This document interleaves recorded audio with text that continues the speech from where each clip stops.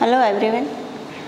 आज हम हिंदी में कविता 2 है वो सीखने वाले हैं। कविता का नाम है तब याद तुम्हारी आती है। ये कविता जो है वो लिखने वाले कवि है, ये है राम नरेश त्रिपाठी। और ये जो कवि है राम नरेश त्रिपाठी, उनका जन्म उत्तर प्रदेश में सुल्तानपुर ज़िले के कोयरीपुर गांव में हुआ था। ये कवि की जो काव्य कृतियाँ है मिलन, पथिक, स्वप्न और मानसी, ये कवि है जो इस कविता में हमें सुबह के वातावरण के बारे में कुछ कहना चाहते हैं। हम सब रात को सो जाते हैं, आराम मिलता है, सुबह में उठते हैं और तब हम एकदम ताजगीपूर्ण यानी फ्रेश होते हैं। तो कवि यहाँ पर जो बातें करते हैं तो सुबह के वातावरण के बारे में हमें कुछ समझाना कहना चाहते हैं। मैं कविता जो है उसकी लाइनें पढ़ूंगी, उसके बाद वो मैं आपको समझाने वाली हूँ। जब बहुत सुबह चिड़िया उठकर कुछ गीत खुशी के गाती है, कलियाँ दरवाजे खोल खोल जब दुनिया पर मुस्काती है, खुशबू की लहरें जब घर से बाहर आ दौड़ लगाती है, हे जग के सिरजनहार प्रभु तब याद तुम्हारी आती है। ये जो कविता है उसमें कवि कहते हैं कि जब बहुत सुबह चिड़िया उठकर कुछ गीत खुशी के गाती है, यानी सुबह के समय में हम देखते हैं कि जहाँ पर पेड़ पौधे होते हैं वहाँ पर बहुत सारे पक्षी होते हैं। पक्षियों की आवाज़ सुबह में हमें सुनाई देती है। कवि कहते हैं कि चिड़िया है वो सुबह में उठकर चहचहाती है, यानी अपने खुशी से बहुत ही अच्छे मीठे स्वर से गीत हमें सुनाती है। हम देखते हैं कि फूल है जो पौधों पर होते हैं, वो फूल नहीं होते, लेकिन सबसे पहले वे कलियां होते हैं, उसके बाद वो खिलकर सुंदर फूल बनते हैं। तो ये जो फूल है, ये जो कलियां है, वो सुबह के समय खिल जाती है और बहुत ही सुंदर फूल बन जाती है। और ये कलियां है जैसे दरवाजे खोलकर दुनिया पर आती है, मुस्कुराती है। फूल खिलते हैं यानी जैसे हमें लगता है कि वो मुस्कुरा रहे हैं, और फूल खिलते हैं और उसकी खुशबू हवा की लहरों के साथ चारों तरफ फैल जाते हैं। तो ये है सुबह का समय जब हम ये देखते हैं। तो यहाँ पर कवि इसके बारे में हमें बताते हैं कि फूल है बहुत सारे, एक जैसे फूल होते ही नहीं हैं, अलग अलग उसके रंग है, उसकी खुशबू अलग है। तो ये सारे फूल खिलते हैं, जैसे मुस्कुराते हैं, उसकी खुशबू चारों तरफ फैल जाती है। और ये सुबह के समय में हम देखते हैं कलियां जैसे नींद से जाग उठती है और सुंदर फूल बन जाते हैं। और ये सब देखकर कवि को क्या याद आता है, तो यहाँ 2 लाइन में ये लिखा है कि हे जग के सिरजनहार प्रभु। जग यानी दुनिया, सिरजनहार यहाँ लिखा है, सिरजनहार यानी सृष्टि की रचना करने वाला या प्रभु। तो यहाँ पर प्रभु के बारे में वो कहते हैं कि ये सब देखकर मुझे किसकी याद आती है, तो प्रभु की याद आती है, ईश्वर की याद आती है। क्यों उनकी याद आती है? क्योंकि सारी सृष्टि को बनाने वाले वो ईश्वर है, वो सृजनहार है, सृजनहार है। और इसीलिए ये सब देखकर कवि किसे याद करते हैं? ईश्वर को याद करते हैं। यहाँ ऐसे लिखते हैं कि हे जग के सृजनहार प्रभु तब याद तुम्हारी आती है। कब याद आती है? तो जब ये चिड़िया सुबह में उठकर अपने मीठे स्वर से गाती है, कलियां खिलकर सुंदर फूल बन जाते हैं, उसकी खुशबू चारों ओर फैलती है, और तब वो किसे याद करते हैं? तो ये सब बनाने वाले ईश्वर यानी प्रभु को याद करते हैं।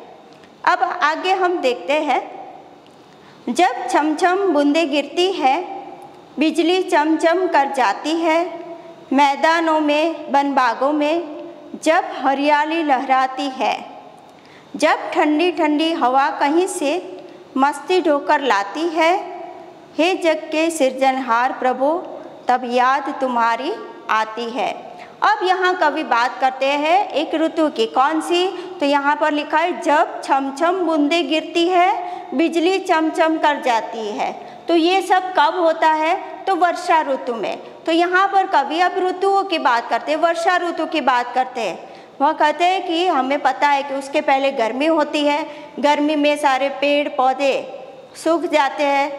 तो जब बारिश गिरती है तो उसके पहले क्या होता है? तो हम देखते हैं आसमान में काले बादल हमें दिखाई देते हैं, बादलों की गड़गड़ाहट सुनाई देती है, बिजली चमकती है और उसके बाद बूंदें छम छम करके, यानी जब बारिश गिरती है तब उसकी बूंदों की छम छम आवाज़ हमें सुनाई देती है। सूखे पेड़ पौधे होते हैं वो हरे भरे हो जाते हैं, उसकी पत्तियां धुल जाती है और एकदम हरी हो जाती है। चारों तरफ हम देखते हैं तो हरियाली दिखाई देती है। ये धरती ने जैसे हरी साड़ी पहनी है ऐसा हमें दिखाई देता है। इतनी सुंदर वातावरण हमें ये वर्षा ऋतु में दिखाई देता। तो यहाँ कवि इसकी भी बात करते हैं कि जब ये होता है क्या होता है? जब बूंदें जमीन पर गिरती है, बिजली चमकती है, मैदानों में, वन में, बागों में हरियाली छा जाती है और तब का चेहरा खुशी से झूम उठता है, क्योंकि ये बहुत ही सुंदर वातावरण होता है। फिर लिखा है जब ठंडी ठंडी हवा कहीं से मस्ती ढोकर लाती है। सुबह का समय यानी ताजगीपूर्ण खुशनुमा समय होता है। प्रकृति का एक एक कण दर्शनीय होता है जो हमें देखने की इच्छा होती है। तो यहाँ पर कवि कहते हैं कि सुबह में जो हवा आती है वो हवा है वो मस्ती ढोकर लाती है। ढोना यानी बोझ उठाना, मस्ती है वो उठाकर हमारे लिए लाती है। सुबह में हम भी इतने फ्रेश होते हैं, चारों तरफ वातावरण खुशनुमा होता है और ये समय हमें बहुत ही अच्छा लगता है, क्योंकि हम उस समय ताजगीपूर्ण होते हैं, ताजगी से भरे हुए होते हैं, काम करने के लिए तैयार होते हैं। तो सुबह का समय हमारे लिए बहुत ही अच्छा और आनंददायी होता है। और ये सब जब कवि देखते हैं तब वो क्या करते हैं? तो ये सब जो ऋतुएं बनाई है, पेड़ पौधे पक्षी, ये सब बनाने वाले ईश्वर को याद करते, प्रभु को याद करते हैं कि ये सब बनाने वाले वो कौन है? ईश्वर है।